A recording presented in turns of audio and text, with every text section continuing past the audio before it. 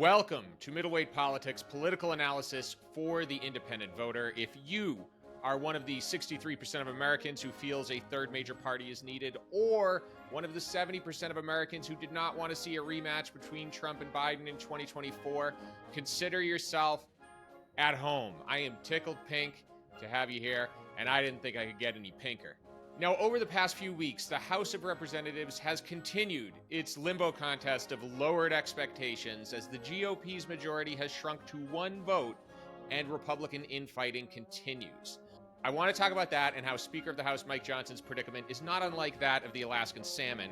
But first, I want to touch on a story that came out last week, and that was the passing of Joe Lieberman. Now, at the time of his death, Joe Lieberman was co-chair of No Labels, a nonpartisan political organization that was founded in 2010 to fight the gridlock and polarization in Congress. And judging by the current Congress, that fight has not gone very well. Now, Lieberman and his organization had come under fire from both Democrats and anti-Trump Republicans over their pledge to nominate a bipartisan unity ticket for the 2024 presidential election should a rematch between Trump and Biden occur, which of course is now occurring. Polling had shown that a no labels ticket would siphon voters away from Biden, who's currently the preferred candidate amongst voters who like politicians who don't speak in all caps. Now, prior to this, Lieberman was a Democrat who had served as Al Gore's running mate in the 2000 presidential election and also as senator for Connecticut before turning independent. Now, his break with the Democratic Party occurred in 2006 when he lost his party's primary over his support for the war in Iraq and his alignment with Republicans on issues such as tax cuts and restraining federal spending. He remained in the race as an independent and won, and ultimately voted alongside Democrats for the remainder of his time in the Senate. Now, there are a few takeaways from Lieberman's life and work. The first is that the death of the political middle in Washington is by design. Lawmakers who have the audacity to cross the aisle and cooperate with the other side in the interest of getting things done are often subject to primary challenges from within their own party. We recently saw this with Kyrsten Sinema in Arizona. This means when it comes to really urgent issues, such as addressing the migrant crisis or keeping the government out of default or providing aid to our allies, sometimes the most politically expedient thing to do is nothing. The second is the false binary we've been thrown into when it comes to presidential elections. History has shown that a third-party candidate is going to siphon votes away from either Trump or Biden, leading to the other getting elected. This means that the majority of us are voting for the candidate we dislike the least as opposed to the one we like the most. My last point, and this sort of bleeds into the one I just talked about, is that Lieberman was 1 year older than Joe Biden at the time of his passing, and he died due to injuries incurred during a fall, which is the leading cause of death amongst people age 65 and older.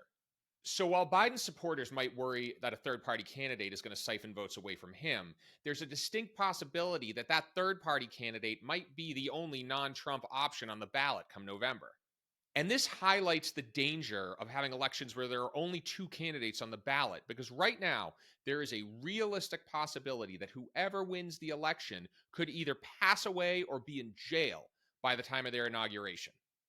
This is why we need ranked choice voting in presidential elections, because it allows us to throw our support behind an independent or minor party candidate if that's the person we like the best, and still throw our support behind the major party candidate we like the most if our first choice doesn't win. It totally eliminates the spoiler effect and also gives us an insurance policy should one of the two major party candidates be unable to fulfill their role as president. Now, if you want to see this in action, you need look no further than Alaska, which has a system known as Top 4. In this system, all candidates of all parties compete for all voters in an open primary. The top 4 vote getters make it on the ballot in the general election, and that election is determined by ranked choice voting. Now, if you want to get an idea as to how this affects the behavior of politicians, last week on Inside Politics with Manu Raju, Alaska's Republican Senator Lisa Murkowski said she couldn't support Trump in the general election and also didn't rule out leaving the GOP if the party continued in its current direction. Its current direction apparently being whatever Trump says. Now, Murkowski has had an interesting career in the Senate, very similar to Lieberman's, and she's always been more popular with the voters she serves than with the party as a whole. She was originally appointed to the Senate in 2002 by her father, who had vacated the seat in order to serve as Alaska's governor. She won re-election in 2004, but then lost the GOP primary in 2010, and this is where things get interesting. She stayed in the race as a write-in candidate and beat her Republican rival, becoming the first person since 1954 to win a Senate election as a write-in candidate. Now, after voting to impeach Donald Trump after the January 6th attack on the Capitol, she saw another primary challenger come her way in 2022 and beat that person out due to Alaska's top four system. So the GOP couldn't knock Murkowski out of the race in the primary, and there ended up being two Republicans on the ballot, those being Murkowski and Trump-backed Kelly Tshibaka. Murkowski ultimately won and became one of four Republicans who voted to impeach Donald Trump who won re-election in the midterms. So tying this together with Lieberman's career, the purpose of Congress was to give ordinary voters a voice in policy, but it's turned into a top-down system where the national party apparatuses, that's the plural of apparatus, not apparati for all you grammar geeks who are judging me out there, enforces its own policy choices via party primaries and leaves us with two crappy choices on the ballot. The top four system in Alaska changes this. And the best part is it can be implemented at the state level. Now, two states, Nevada and Arizona, are already taking steps to implement this there. And we only need 10 senators to break the filibuster on popular legislation.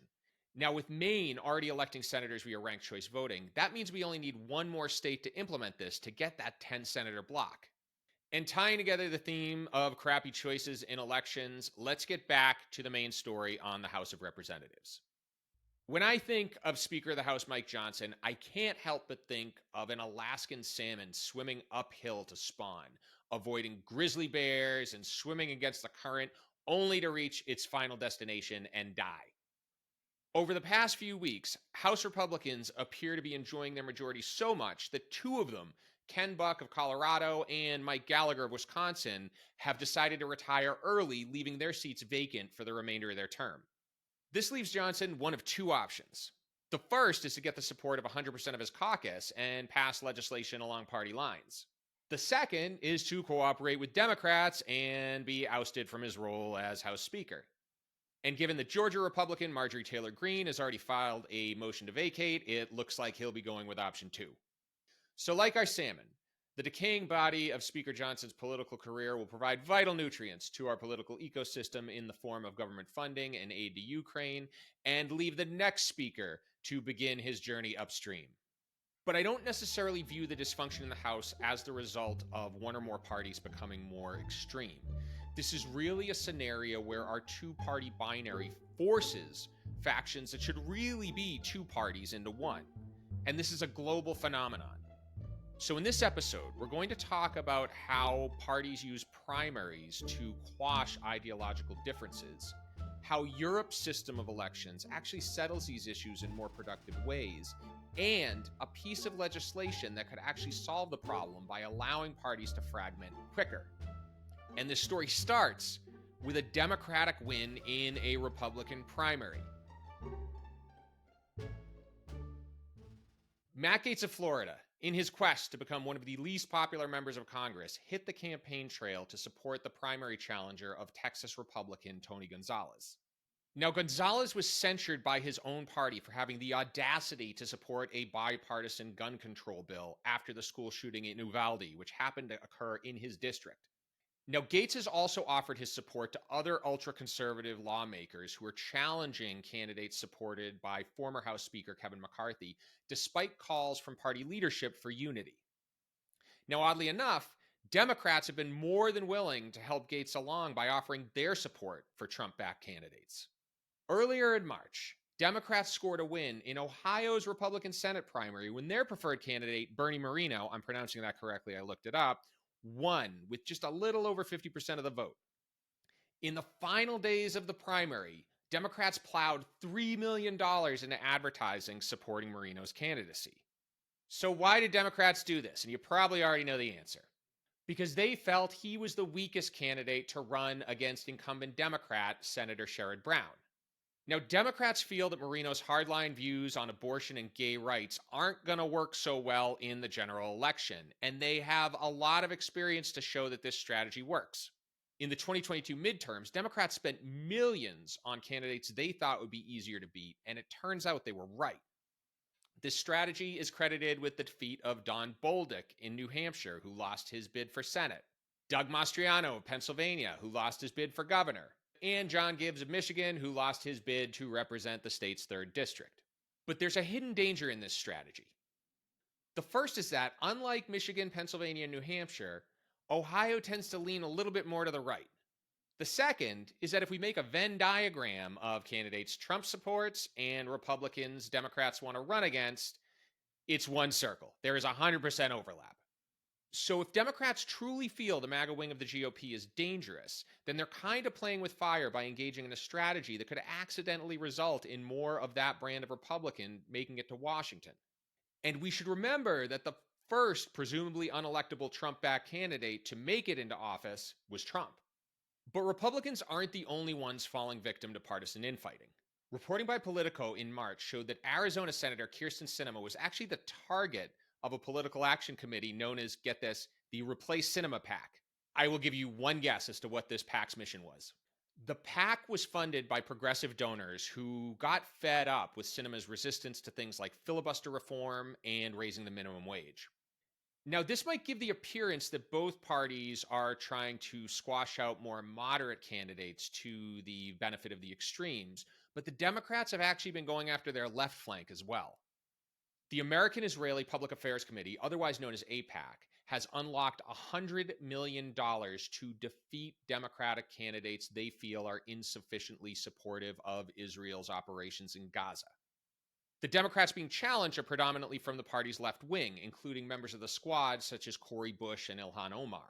One prominent Michigan donor offered $3 million to recruit a primary challenger to Rashida Tlaib, the only Palestinian American member of Congress. Now, many Americans would argue that the two-party system has brought stability by keeping more fringe ideologies out of government, and that the primary process is just a way to weed them out. But is that really the case? One political scientist says no. Earlier last year, Pippa Norris of Harvard Kennedy School of Government published a paper called Things Fall Apart: The Center Cannot Hold. And for those of you who don't read academic papers in your spare time, I'm going to summarize. Norris's paper shows how the political landscape of Western democracies since the 1960s has become more fragmented and polarized. In most countries, this has resulted in more parties, with the average number of parties going from 3.5 to 5.1. That's almost a 50% increase. The only exception has been the United States, which has gone from 2 parties in 1960 to 2 parties now. With the rise of populism worldwide, many Western democracies have seen fringe ideologies take hold, with hardline positions against issues such as multilateral trade agreements and immigration. And many in America would argue that it's a two-party system that keeps these fringe ideologies out. In her paper, Norris plots out where these different parties line up ideologically. Now, she plots the parties along X and Y axes. The X axis, that being the bottom one, for you liberal arts types, representing how parties vote on economic issues, further to the right being more conservative, and the Y axis indicating how parties vote on social issues, further up being more conservative. Now, in most democracies, you have a dominant center-right and center-left parties, with fringe parties trailing off on the far right and far left. So, for example, in Germany, you have the center-right Christian Democratic Union and the center-left Social Democratic Party, and then you've got the Greens to the far left and the Alternative for Germany way up in the upper right-hand quadrant. In New Zealand, you have the center-left Labour Party and the center-right National Party, with the Greens in the lower left-hand corner and the nationalist New Zealand First Party in the far right. And in the UK, you have the Labour and Conservative parties occupying the center-right and left, with the Greens, always the Greens, occupying the far left, and the UK Independence Party, the party that brought you Brexit, in the far right. So what about the US? Well, the Democratic Party is right about where you'd expect it to be, maybe just a tick further to the left of the center-left parties in those other countries. But the center-right is empty. Ideologically, the Republican Party is more aligned with the far right of parties than the center right ones. And this matches other data sources that measure polarization over time. Research by Pew shows that while the Democratic Party has gone a little further to the left over the last 50 years, the Republicans have shifted 3 times more to the right. This data is based on roll call votes that use the same ideological spectrum as Norris. So while the US is an outlier in that it only has 2 parties, it's also an outlier in how far apart those 2 parties are by a country mile. Now, I want to pause and state that the message here isn't that Republicans are bad. It's that America attempts to cram the political diversity of 330 million people living in 3.8 million square miles spanning 6 time zones into 2 parties. And in situations where there's vast economic and social changes, such as the one we're living through right now, it can actually result in extreme ideologies taking over one of the 2 major parties as opposed to being weeded out.